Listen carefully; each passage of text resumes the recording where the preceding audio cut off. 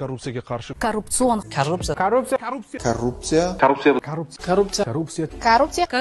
Hozir korrupsiya yo'q. Tanish so'zlar. Keling tasavvur qilamiz. Korrupsiya hali ham bor va uning yaqin 5 yildagi kelajagiga sayohat qilamiz. Allo, assalomu alaykum. Ha, to'g'ri bog'landingiz. Men shu maktabda direktor bo'laman. Ammo bizda o'quvchilar soni to'lgan. Biz boshqa o'quvchilarni qabul qila olmaymiz. Xo'p, mayli, sog'ing. Hech narsa. Biz mudirman. Bilaman, siz o'quvchilarni qabul qila olmaysiz. Ammo bir o'ylab ko'rsangiz bo'lardi. Menga unaqa qaramang.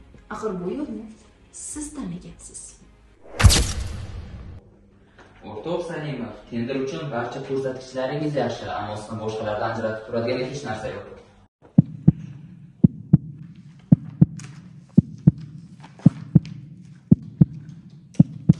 Yana bir o'ylab ko'rarsiz.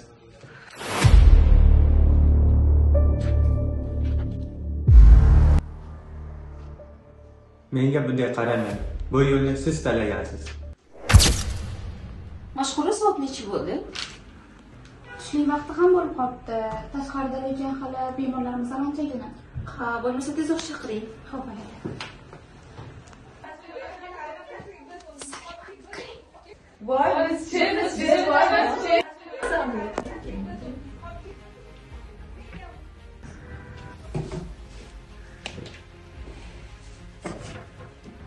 Mashg'ulot nimaga tinchlikmi?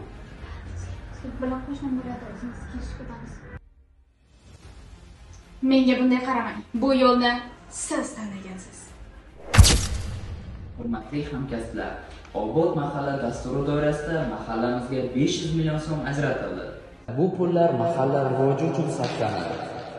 Qanaqa 500 million? Axir bular 600 milliondan ham ko'p edi-ku. Menga unaqa qaramang. Bu yo'lni biz tanlaganmiz. Qo'rqinchligi. Fuqarolar bir-biriga ishonmaydi. Hamma tezkor yo'lni qidiradi. Halol, mas'uliyatli odamlar jamiyatdan chetda qoladi. Korrupsiyaga botgan jamiyatning kelajagi porloq emas, balki xavfli, noaniq bo'ladi. Xulosa, o'zingiz